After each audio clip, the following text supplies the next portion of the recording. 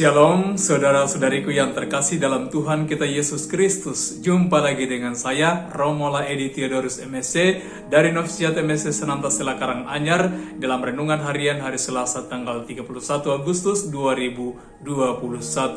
Saudara-saudari yang terkasih, pada hari ini kita diajak untuk merenungkan kekuatan atau daya dari firman Tuhan yang memiliki kemampuan untuk mengusik dan juga mengusir roh jahat beserta pekerjaan-pekerjaannya dalam hati manusia. Yang pertama adalah daya firman yang memiliki kemampuan untuk mengusik roh jahat dalam hati manusia. Saudara-saudari, dalam bacaan Injil yang kita dengarkan pada hari ini yang diambil dari Injil Lukas pasal 4 ayat 31 sampai dengan 37, di sana digambarkan bagaimana Yesus mengajar di sebuah rumah ibadat dan Dia mengajar dengan penuh kuasa, dengan penuh wibawa, sehingga orang-orang yang mendengarkan Dia merasa terpesona dan tertegun atas pengajarannya. Saudara-saudari, begitu berdayanya pengajaran atau firman dari Yesus, sehingga bahkan dikatakan setan yang ada di situ pun tidak kuasa untuk menunjukkan dirinya.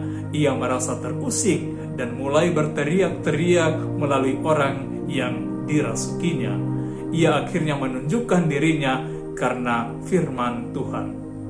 Saudara-saudari, terlepas dari kenyataan bahwa orang yang dirasuki tersebut sedang berada di tempat ibadat atau di rumah ibadat, bahkan mungkin juga sedang mendengarkan Yesus, adalah sebuah kenyataan bahwa dia memiliki jiwa yang saat itu sedang rapuh, sedang rentan, sehingga mudah sekali untuk dikuasai dan dirasuki oleh roh jahat.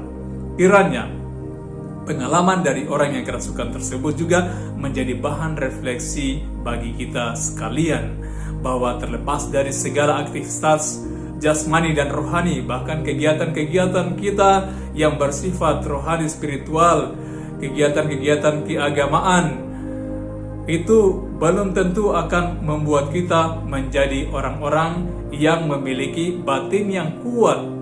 Mungkin pada saat kondisi tertentu kita akan mengalami batin yang rapuh dan rentan untuk diserang, untuk dikuasai dan dirasuki oleh roh jahat.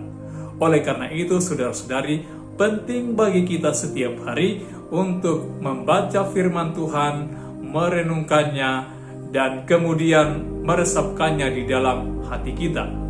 Kita mau membiarkan firman Tuhan itu bekerja dalam hati kita agar ia dapat membongkar segala pekerjaan setan, mengusik pekerjaan setan di dalam diri kita yang selama ini mungkin telah memberikan rasa aman semu bagi kita, yaitu kenyamanan, keamanan terhadap dosa-dosa. Kita menjadi orang yang mudah berkompromi dengan dosa-dosa. Apa itu dosa-dosa? Dalam pengakuan iman kita tahu bahwa yang termasuk dosa itu adalah perbuatan jahat, perkataan yang jahat, tetapi juga kelalaian, kelalaian untuk berbuat baik, kelalaian untuk mengatasi kejahatan walaupun kita mampu, itu juga sudah termasuk dosa. Tetapi kadang-kadang oleh pekerjaan setan, hal itu tertutup bagi kita. Kita lebih suka memelihara rasa aman yang semu dalam diri kita. Kita merenungkan firman Tuhan agar Tuhan melalui kekuatan firman-Nya mengusik dan membongkar segala tipu daya dan pekerjaan setan itu. Sehingga pada suatu titik tertentu menjadi jelas bagi kita tentang apa yang perlu kita pilih. Menjadi jelas bagi kita mana yang benar dan mana yang salah, mana yang jahat dan mana yang baik. Dan pada saat itu mungkin kita akan mengalami krisis karena kita diajak untuk tegas memilih. Maka pada saat itulah kita membutuhkan kekuatan firman yang selanjutnya, yakni untuk mengusir setan, untuk mengusir roh jahat dan pekerjaan-pekerjaannya dalam diri kita. Dan dalam tahap ini kita tidak memiliki kekuatan sendiri untuk mengusir roh jahat dan pekerjaannya dalam hati kita. Apalagi jika roh jahat itu sudah bersekutu dengan kebiasaan-kebiasaan buruk kita yang begitu lama kita pelihara. Karena itu saudara-saudari, kita perlu belajar dari Tuhan Yesus bagaimana Dia mampu untuk mengatasi cobaan godaan dari iblis ketika berada di padang gurun selama 40 hari dan 40 malam dengan kekuatan firman Allah. Ketika digodai oleh iblis, Yesus selalu kembali kepada firman Allah dengan mengatakan, ada tertulis, dan ada tertulis seperti ini.